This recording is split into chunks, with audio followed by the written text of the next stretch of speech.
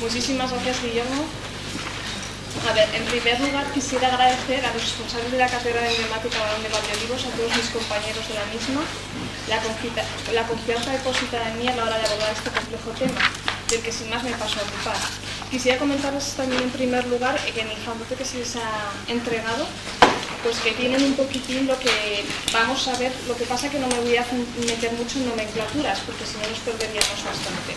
Entonces, quisiera comentarles, tienen ahí entre los trajes académicos, en el que se refiere a medallas de, o sea, a los trajes académicos de los doctores españoles. Esta medalla en la obra venía como medalla de catedrático, pero en realidad, en realidad viene como medalla de doctor, pero en realidad es la medalla de catedrático. La medalla de doctor se creó en 1893, así que hay que tener a veces cuidado con incluso ciertas obras de referencia, porque puede haber pequeños errores. Bueno, ahí en la bibliografía tienen ustedes diccionarios muy útiles al respecto, con lo cual podrán ver eso ahí. Bueno, en principio vamos a hacer una pequeña diferenciación entre indumentaria general y indumentaria emblemática.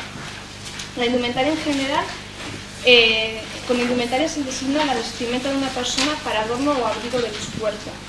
Traje es el término genérico para designar el vestido completo exterior de una persona. La palabra traje del portugués traer, por traer, llevar un vestido o adorno, según Econominas, no aparece como tal en un diccionario hasta el siglo XVII. Anteriormente se decía manera de vestir. Ropa, además de significar todo género de tela que con variedad de cortes y hechuras sirve para el uso o adorno de las personas o las cosas, es vestidura de particular autoridad o distintiva de cargos o profesiones. El uniforme es un traje peculiar y distintivo que por establecimiento o concesión usan los militares y los empleados o los individuos que pertenecen a un mismo cuerpo o colegio. Las distintas variedades de la indumentaria pueden estar determinadas, establecidas o fundadas por un precepto, norma o ley. Por ejemplo, el uniforme, por la costumbre también como los trajes o ropas, o pueden tener una naturaleza graciosa en cuanto a que están concedidas por el poder, sea este real, estatal o eclesial. Si a la intencionalidad consciente se añade también una carga simbólica, la que poseen los tejidos tanto en su diseño como su textura, asimismo como las hechuras y formas de las prendas, los colores y ornamentos en cuanto a signos de comunicación no verbal y la amplia vigencia del uso que algunos de ellos adquieren en el tiempo, el resultado es su conversión en emblemas inmediatos. Por su parte, la indumentaria emblemática, dentro de la indumentaria en general, aparte de ella, es aquella que permite distinguir e identificar a su portador como miembro de una determinada colectividad y que complementariamente puede expresar una posición social, una cualidad o una función concretas. Esta indumentaria emblemática se caracteriza por los principios de uniformidad e identificación. A diferencia de la mayor parte de los emblemas, por ejemplo, las armerías, banderas, insignias, logotipos, de todos los cuales nos vamos a ocupar en este segundo curso de emblemática general, la indumentaria constituye un conjunto de emblemas de uso inmediato, porque no identifica a la persona de lejos o en ausencia, sino que la identifica de cerca o en presencia, dado que la vestimenta es portada directamente por la persona objeto de la identificación. Así, la indumentaria conforma un sistema de signos. Desde hace miles de años, el primer lenguaje que han utilizado los seres humanos para comunicarse ha sido de la indumentaria. Esta proporciona información muy importante acerca de una persona. Es decir, cuando nosotros nos acercamos a una persona por su aspecto exterior, por su indumentaria, podemos adivinar la edad, la clase social, la profesión, procedencia, la personalidad, los gustos e incluso el estado de humor de esa persona, ¿no? Dicen que si tienes un mal día y estás un poco deprimido y tal, te vistes un poco con tonos más oscuros y estás más alegre. Bueno, son cosas, ¿no? Entonces, el vocabulario de la indumentaria incluye no solo prendas de vestir, sino también peinados, complementos, joyas, maquillaje, adornos corporales, insignias. El significado de cualquier prenda de vestir depende de las circunstancias. Llevar la ropa que se considera apropiada para cada situación actúa como un signo de implicación en ella, ya que la persona cuya vestimenta no se ajuste a esos criterios puede ser excluida de forma más o menos sutil. Bien, hay indumentarias que siguen un estilo establecido en cada detalle y que identifican instantáneamente a quien las lleva como médico, hippie, etc.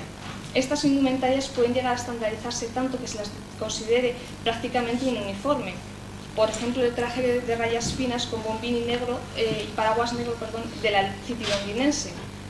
Sin embargo, estas indumentarias solo parecen uniformes a los extraños, ya que los miembros de ese grupo sabrán apreciar las diferencias significativas.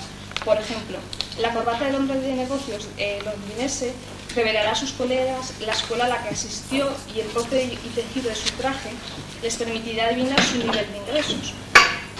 Como señalaron los sociólogos británicos Stephen Hemus y Lynn Proctor, la identificación con un grupo social y la participación activa en él siempre implican al cuerpo humano, al adorno y a su vestido. En definitiva, la indumentaria, y muy en particular la indumentaria emblemática, constituye un sistema de signos. Un signo está compuesto de significante y de significado.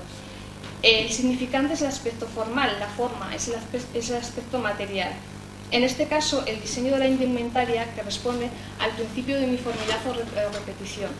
Y en el caso del significado, es el aspecto conceptual del emblema, que en este caso deriva del principio que llamaremos de identificación. Si se identifica al portador de la indumentaria con una colectividad del tipo que sea, actúa la función emblemática.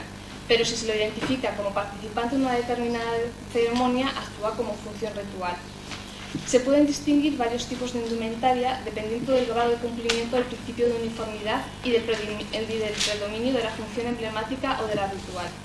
La tipología que de ello se deriva puede plasmarse en un gráfico de anillos concéntricos, que ahora veremos esta transparencia y que también tienen ustedes en el material que se les ha entregado, si lo quieren un poco mejor.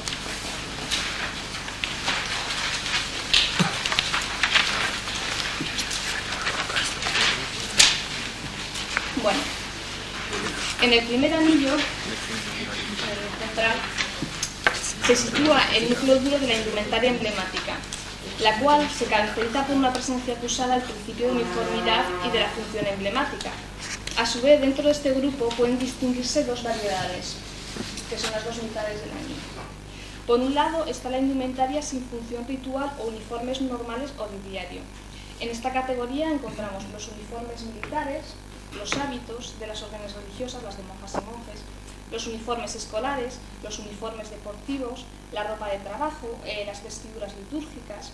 Entre ellos vamos a ver los uniformes deportivos, por ejemplo, los de los equipos de fútbol, ciclistas, etc.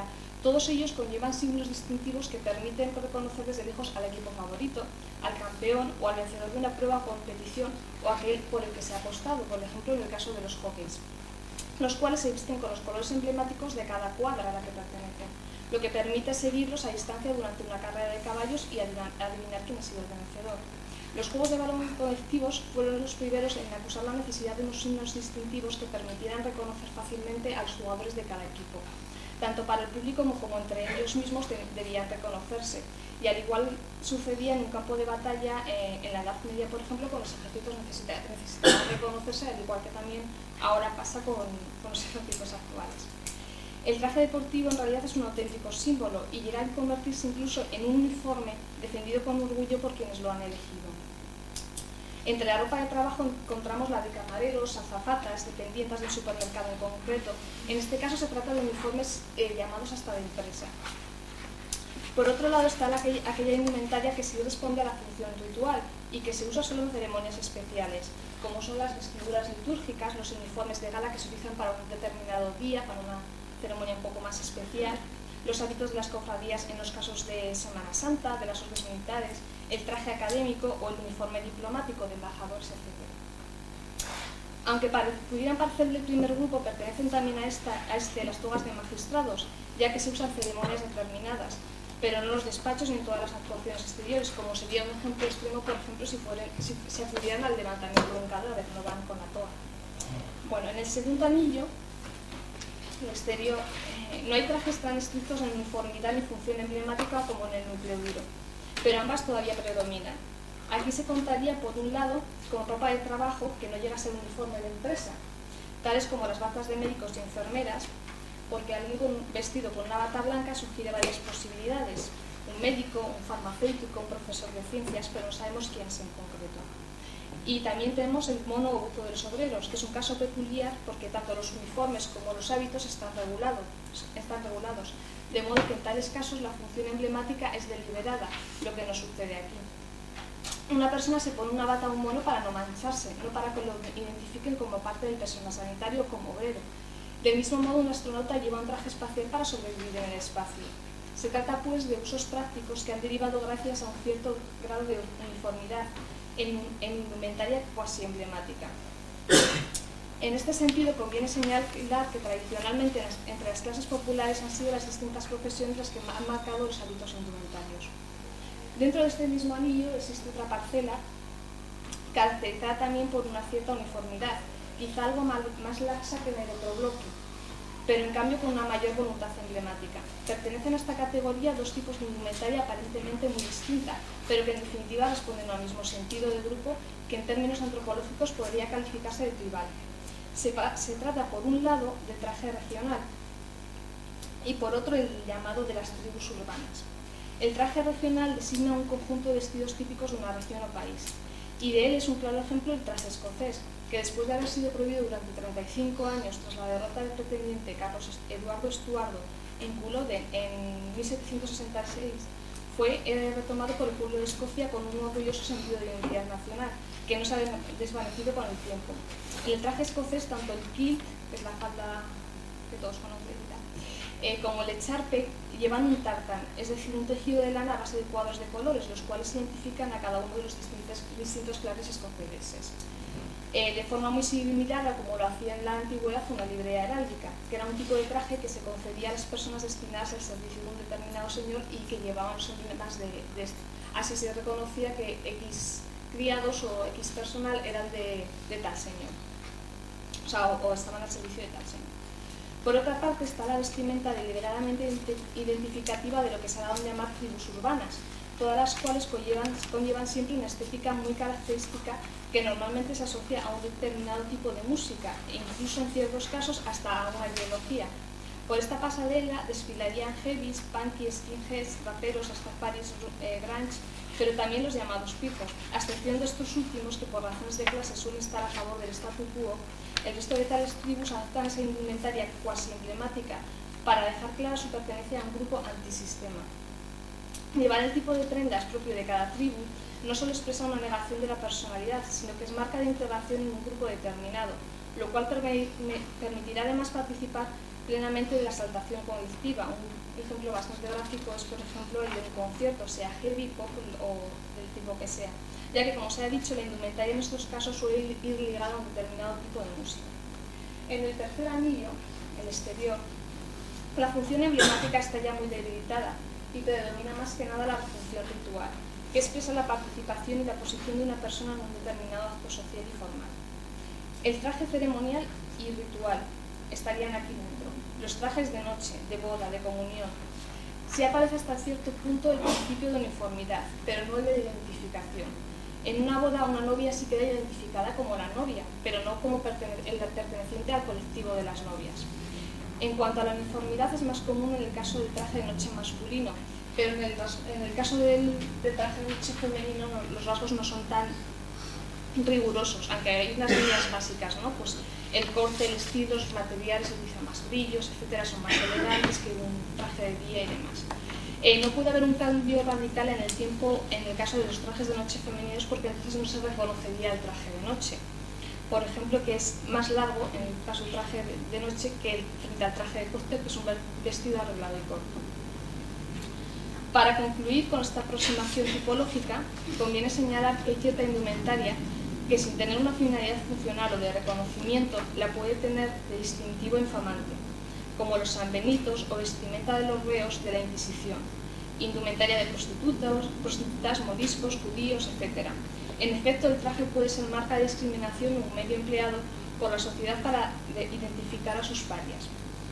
Así, en la Edad Media está el caso de los judíos, a quienes el Concilio de Trent impuso en 1215 el uso de una rueda de color amarillo o verde cosida a la ropa, que en Francia luego se convirtió en una rueda blanca y roja que podía reemplazarse por un sombrero amarillo puntiagudo. Estos estigmas desaparecen en el siglo XV y no resurgen hasta el siglo XX, cuando en la Alemania hitleriana se impuso a todos los judíos el llevar cosida a la ropa una estrella amarilla. En la Edad Media también se obligaba a los leprosos a llevar un traje que los identificara desde lejos. Se trataba de traje saco con capuchas grises o negras y el uso de una matraca de madera que debían hacer sonar al pasar junto a alguien sano para identificarse como leprosos. De estas marcas infamantes deriva también el uniforme de presidiario. Inicialmente los condenados a galeras y de trabajos forzados llevaban una boina roja o verde, según el reo estuviera condenado a cadena perpetua o no. Esta indumentaria tenía como fin dificultar la huida en caso de duda, dado que se los veía a muchísima distancia.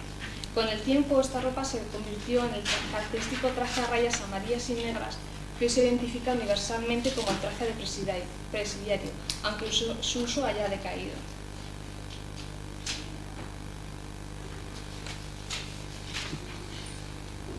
Bueno, ahora vamos a hacer una clasificación más tradicional de la indumentaria,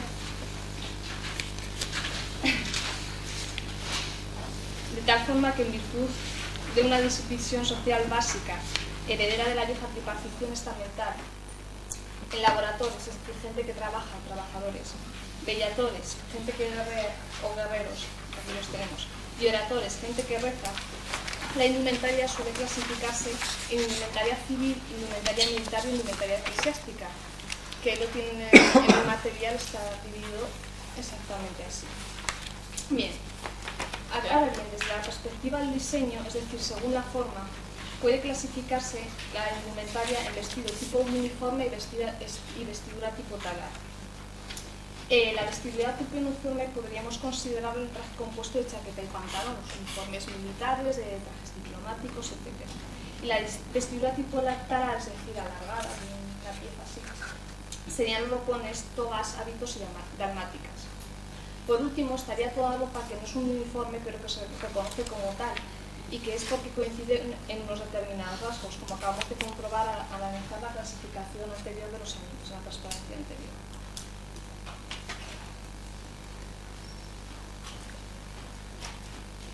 Bueno, en primer lugar vamos a hablar un poco del uniforme militar, aunque teniente coronel Manzano se centrará un poco más en ello después. A ver, en la antigüedad, soldados griegos y romanos llevaban uniformes. Tras la caída del Imperio desapareció el uniforme distintivo y en adelante todos los soldados vistieron a su gusto. Desde entonces los soldados podían vestir todo tipo de prendas, colores y adornos, sin tener en cuenta ley suntuaria alguna. En tiempos medievales cada uno iba a su manera, solamente algunas divisas sobre las túnicas largas o cortas les identificaban. Con las cruzadas, para distinguirse entre tan variados combatientes, se empezó a pintar en los escudos signos de colores que podían divisarse desde lejos, y así fueron naciendo los emblemas o escudos de armas de las familias nobles. También sobre la cota de malla o la armadura ponían una sobreveste, que era una especie de túnica que se ponía encima de la cota de malla, con los mismos distintivos. En el siglo XIV, cuando las armaduras se hicieron mucho más importantes, fue necesario estrechar las amplias casacas que se convirtieron en un jubón o justillo que se acolchaban para evitar el roce del metal. Aún así no se puede considerar un uniforme, puesto que cada soldado se pagaba el traje y la armadura. Fue a partir del siglo XV cuando en algunos regimientos se hizo distinción de colores, aunque fue difícil uniformarlos. Hasta finales del siglo XVII los soldados no llevaban un vestido específico, por lo que para distinguir al enemigo en el campo de batalla fue necesario marcar algunas diferencias, adoptándose algunos distintivos como pañuelos de colores, escudos y diferentes plumajes. Como la uniformidad da sensación de disciplina, poco a poco nació el uniforme. En el siglo XVII, en la Guerra de los 30 años, los oficiales llevaban pañuelos de diferentes colores o insignias para distinguirse del enemigo en el campo de batalla, y en 1745 los coroneles ingleses hicieron los primeros intentos para encontrar un traje que unificara a sus hombres, con alguna característica singular y elegante para el ejército. Los uniformes fueron primero en colores neutros, como el gris o el pardo, porque eran más baratos los tejidos sin teñir y se veía muchísimo menos la suciedad y aguantaban más. Estos se alegaban con divisas y cintas de colores en los sombreros y también con plumas, que cada uno ponía a su gusto. En el siglo XVII casi todos los ejércitos tienen ya sus colores en sus uniformes. En España, desde el siglo XIX, los soldados vestían con pantalón rojo con 2 franjas azul oscuro en la costura lateral y la guerrera azul con cuello ribeteado de rojo con el número del regimiento bordado, hombreras rojas y botones dorados. Para paseo y gala llevaban una gorra de hule con visera llamada ros. con un pequeño adorno metálico en forma de bomba en lo alto. En las regiones frías llevaban una especie de pasamontañas que se llamaba la clava. Después de la Guerra de Marruecos, de 1909 a 1928, se simplificó el uniforme y se cambió el azul oscuro y el rojo por el caqui, que significa polvoriento en persa. Más fácil de disimular en el campo de batalla y mucho más sufrido. En la cabeza primero llevaban un sombrero y luego una boina o una gorra de plata. Para gala, los cinturones de los oficiales se sustituyeron por el fajín, que se adaptaba a todas las cinturas. Y los colores cambiaron según los ejércitos. Los de marina van de blanco y amarillo, los del ejército del aire de marina, etc. etc. En las últimas décadas se ha aligerado y adaptado a los nuevos tiempos y bueno, actualmente se está cambiando el reglamento de uniformidad del ejército del que es artífice de nuestro compañero Manzanos. Bueno, siguiendo básicamente el mismo patrón formal, nos encontramos con los uniformes de los funcionarios, que tienen su origen en los uniformes militares. El uniforme como traje especial y distintivo, además de escolares y militares, hasta hace unas décadas lo llevaban también los individuos que pertenecían al mismo cuerpo del Estado.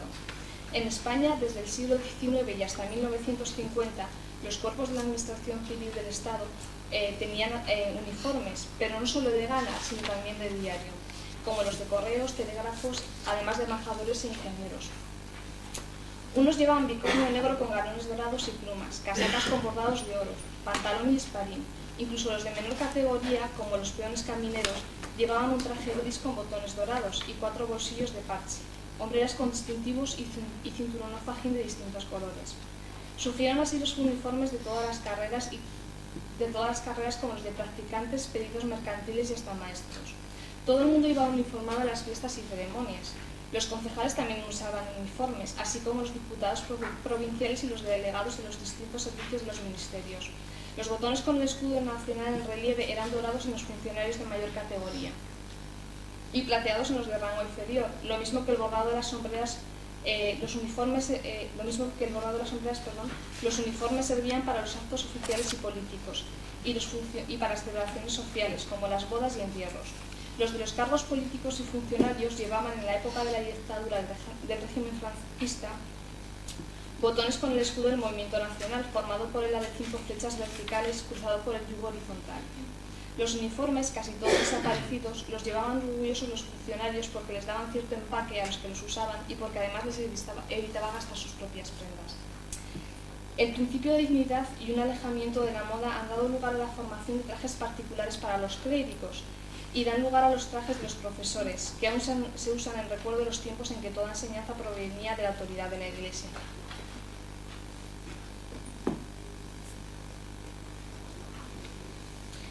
Entre las togas, en plan vestidura talar, se encuentran las dalmáticas, que forman parte de la indumentaria litúrgica. Las reglas de la liturgia católica prevén para ceremonias del culto el uso de trajes especiales cuyas formas se remontan a la Iglesia primitiva. Otros aparecen directamente ligados a los grados de la jerarquía eclesiástica. Así el Papa aparece siempre de blanco, los cardenales llevan trajes rojos y los obispos se tocan con la mitra, cuya forma ha variado a lo largo de los tiempos. Los colores de las ceremonias litúrgicas guardan asimismo estrecha relación con los periodos del año litúrgico y cada una de sus piezas conserva un significado simbólico. Al margen de la liturgia, los sacerdotes se fueron organizando poco a poco un traje particular que desembocó en la sotana, hasta que la obligación de llevarla desapareció tras el Concilio Vaticano II. La dalmática es una túnica masculina amplia, abierta por los lados, que los romanos tomaron de Dalmacia y la llevaban de lana blanca con cenefas verticales en color púrpura. Bajo San Cipriano, obispo de Cartago, hacia el año 218, pasó también a ser prenda litúrgica y San Silvestre, en el 314, la constituyó en insignia de los diáconos de la Iglesia romana. En el siglo IX su empleo en la liturgia se hizo general. En Bizancio la usaban los hombres y mujeres y se hacía de sedas riquísimas. En la Edad Media, la dalmática era la vestidura que vestían los reyes en las grandes solemnidades, consagraciones y otros actos religiosos. Solían ser de brocados y otras telas ricas y se adornaban con galones dorados y plateados. En la Catedral de Granada se conserva una muy bella que perteneció a los Reyes Católicos y que lleva las iniciales F y Y. En el siglo XVI deja estar de moda para uso civil, pero continúa usándose en la liturgia. Una variedad de dalmáticas la usa, que es una especie de dalmática o manto doble que cubría la parte anterior y la posterior del cuerpo. Era abierta a los lados y a manera de escapulario. Se empezó a llevar hacia 1370 para tapar la indigencia del jubón corto, como solían decir. Fue sobre todo una prenda de corte y solía ser de terciopelo con ribetes de otro color, con galones o con bordados de seda negra en las costuras. En invierno las más ricas se forraban de armiño o se ribeteaban de mata cibelina. Era muy parecida a la uca también, que era una prenda del siglo XV abierta por los lados sin mangas o con mangas perdidas, que solía llevar delante el escudo de armas de telas de seda incrustada. Después esta prenda, la uca, se llamó paletoque, fornea y usa. La planeta era una casulla más corta por delante que por detrás y que llevaba el sacerdote por encima de alba y de la estola para celebrar la misa desde el siglo XI. A veces se usaban dos casullas a la vez, como la dalmática debajo y la planeta encima. La dalmática es una prenda desaparecida de la liturgia actual. Bien.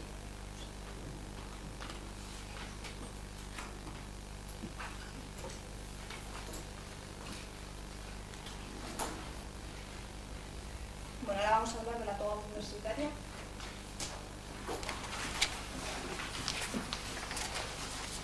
La toga universitaria es una prenda cuya reminiscencia es un traje religioso.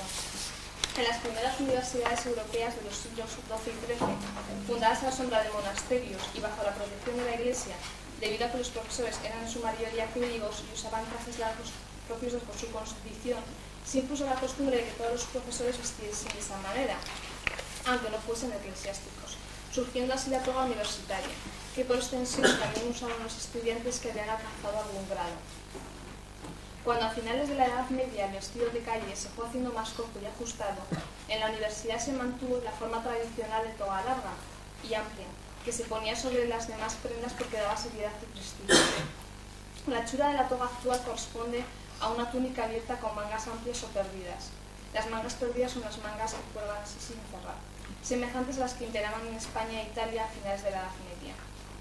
Este tejido de rayón o de seda con vistas de rayos o terciopelo, del color correspondiente al de la universidad, carrera o grado. El gorro más común es el birrete, que es una especie de bonete de 4 picos con borla que llevaban los doctores en teología y que todavía hoy usan algunos clérigos. El birrete de los cardenales es rojo, el de los arzobispos, por ejemplo, es morado y el de los demás clérigos es negro. Es un gorro también que es distintivo entre doctores y licenciados en determinados actos académicos, y son de varias formas, pero los de formas más comunes son los de forma prismática coronados por una borla y los formados por un casquete y un cuadrado rígido con una borla que cuelga. Además está inspirado en el Pilus Quadratus romano. La toga judicial, por su parte, es la descendiente de la de los antiguos profesores y doctores en leyes, que siguen usando los miembros de la judicatura en diversos actos de la audiencia. Los jueces y magistrados se la ponen para las vistas y como signo distintivo llevan las puñetas o encajes, mientras que los abogados y procuradores en los mismos actos la usan simplemente negra. Las puñetas son esos adornos de puntilla que se llevan en las bocamangas de los trajes de los jueces y magistrados. Antiguamente llevaban además un birrete con borla fija encima. En la judicatura, el birrete de las universidades antiguas ha desaparecido por completo en la vida diaria, conservándose únicamente en las representaciones oficiales.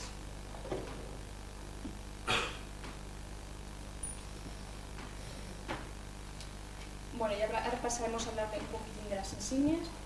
A ver, las condecoraciones de los dignatarios y las insignias de rango constituyen un ejemplo de la asociación que existe entre el símbolo de poder y la ostentación de objetos de valor.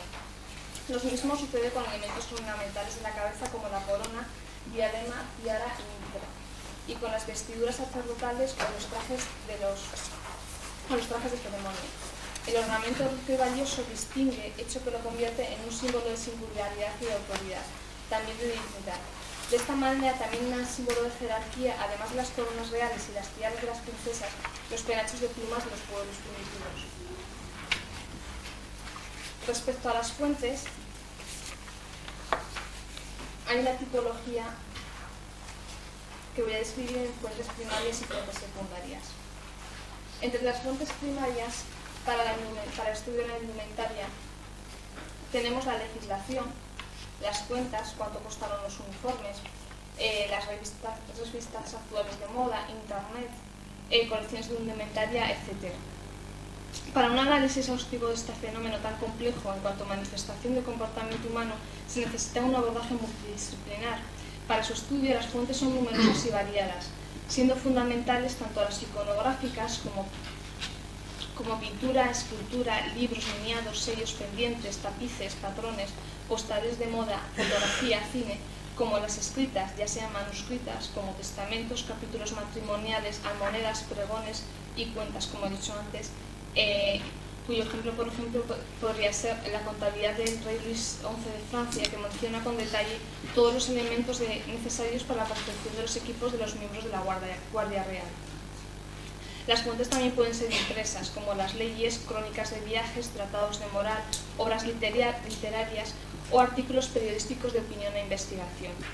Aunque hay que matizar que es muy difícil y casi imposible reproducir exactamente los tejidos, los cortes y los adornos de una época antigua, y se necesita un trabajo de reconstrucción muy preciso si se desea extraer del traje todo lo que pueda aportar a la evocación de una época.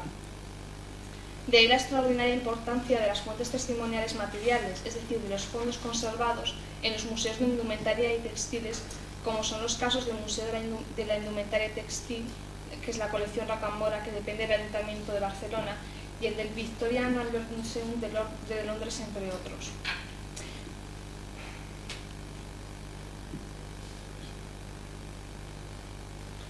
Así, en España se encuentra uno de los museos de tejidos más importantes y con mayor originalidad del mundo. Les voy a comentar el caso concreto del Museo de Telas Medievales de las Huelgas, del que tiene una fotografía aquí en el pencolor. También hablaré del birrete de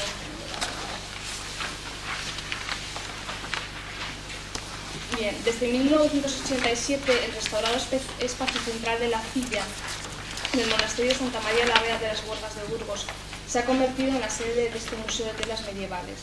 La importancia de este museo radica en la magnífica colección de vestimentas de los siglos XIII y XIV que, a pesar del saqueo de las tropas francesas a principios del siglo XIX, se han conservado en la mayoría de las tumbas que componen el panteón real de este monasterio cisterciense burgalés.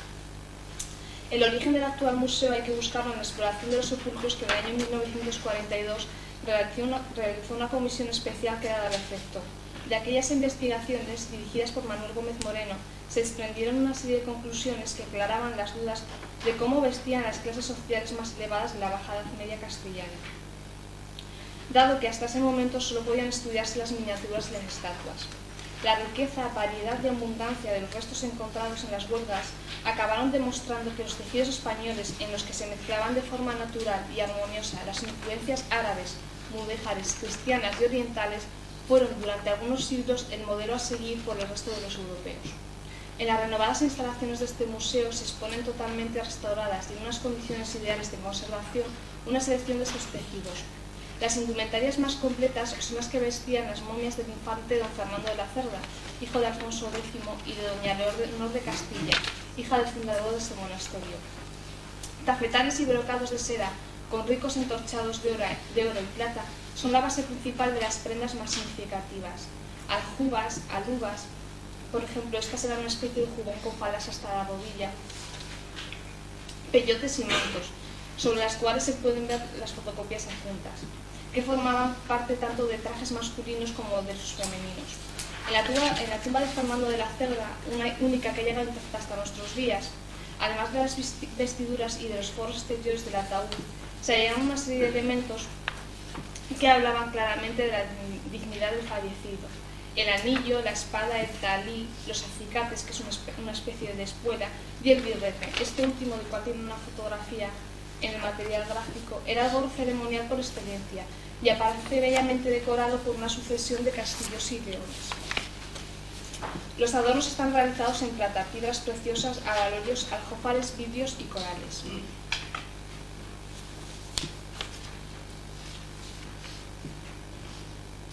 Bien, respecto a las fuentes secundarias, tenemos manuales, obras generales de referencia, entre las que se incluyen enciclopedias y diccionarios especializados, y los estudios especializados. Respecto a esto me remito a la bibliografía que se he entregado.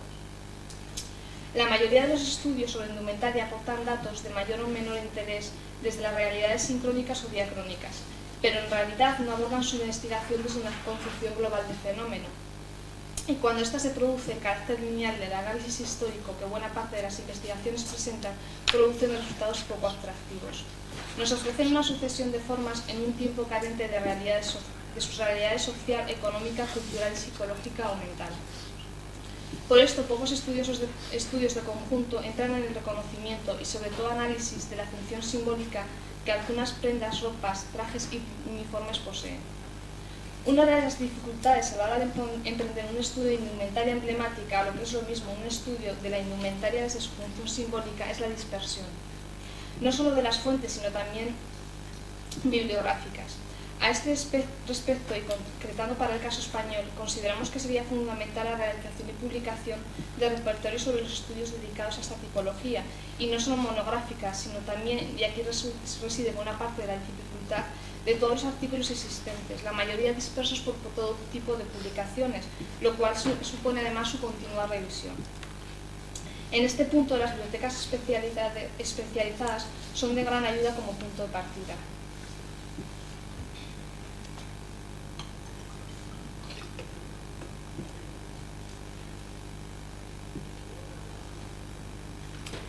Bien, a través del panorama bibliográfico descubrimos los problemas o aspectos interesantes que convendría estudiar.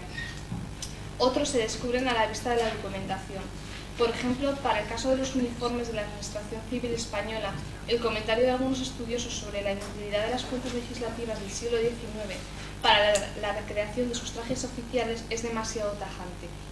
Después de revisar sus series y practicar un vaciado, Prontuario de leyes y decretos de don José Napoleón, la colección de los decretos y órdenes que han expedido las Cortes Generales Extraordinarias, los decretos del rey Fernando VII y la continuación de la colección de decretos hasta el año 1891, resultan ser todos estos una fuente válida, aunque deba completarse con otras, tales como la documentación generada por el órgano emisor o por quien la refrenda, o bien con dibujos de bordados o uniformes localizados principalmente en el Palacio Real, el Archivo Histórico Nacional, la Biblioteca Nacional, etc.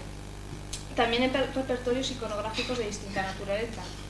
Sobre la uniformidad de la Administración Civil Española de este siglo, el estudio está también por hacerse, pero las dificultades son mucho menores, especialmente para el periodo franquista, para el cual nuestra compañera doctora Enriqueta Clemente ha comprobado una gran precisión descriptiva en las disposiciones legales del momento.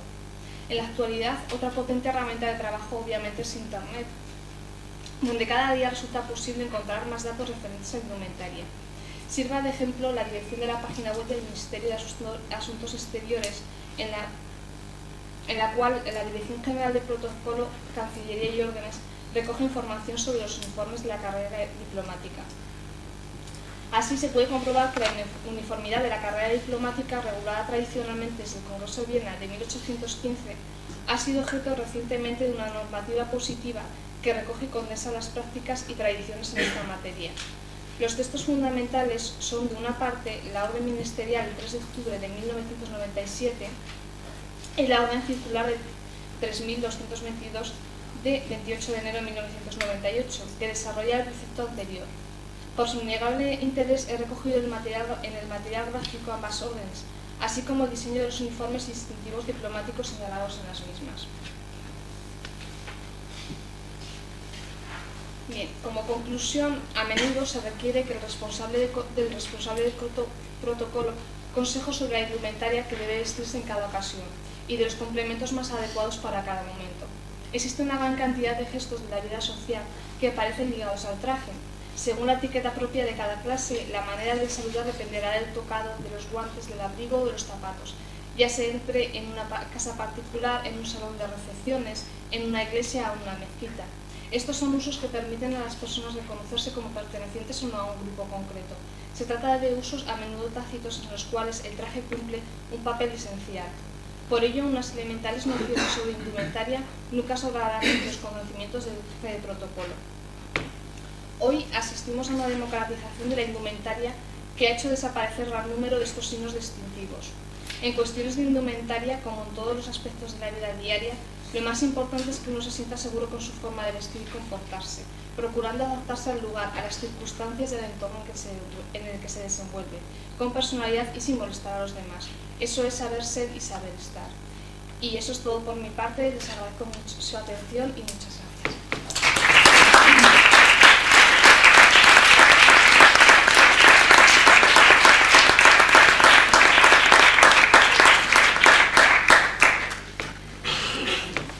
Si alguien tiene alguna pregunta. ¿Sí? En relación a los uniformes diplomáticos, uno de los complementos principales de la indumentaria son las condecoraciones para aquellos que los poseen. Y el tipo de indumento determina el formato de la condecoración, de la insignia de la condecoración que se debe usar. En el uniforme diplomático, en la tradición del uniforme diplomático español, se utiliza siempre el formato regulamental, aquel que los militares usan en los uniformes. Eso quizás está un poco en contradicción con el tipo de indumento, porque la derivación del uniforme diplomático no es de tipo militar, sino cortesano. Sí. El rey tiene un criado que es su embajador y lo uniforma. Por lo tanto, es una derivación diversa, diferente de la del militar. Sí. En cambio, existe esa tradición, que probablemente es por una uniformidad, aunque valga el complemento, pero es inexacto. ¿Cómo se explica que en el frac, que es el equivalente para aquellos países que no tienen el uniforme diplomático, se utilice la miniatura? Pues no sé qué decirle. Eso sí, habrá que investigar un poco más, porque en cuestiones de indumentaria, sobre todo en indumentaria emblemática, ya les he comentado que hay muy poquito. Es decir, si alguno de ustedes realmente encuentra un diccionario sobre indumentaria emblemática, le agradecería que me diese la referencia, porque es que hay muy poquitas cosas publicadas y están tan dispersas que es imposible. Hay que ir a estudios muy especializados para investigar sobre estos aspectos. Así que... Gracias.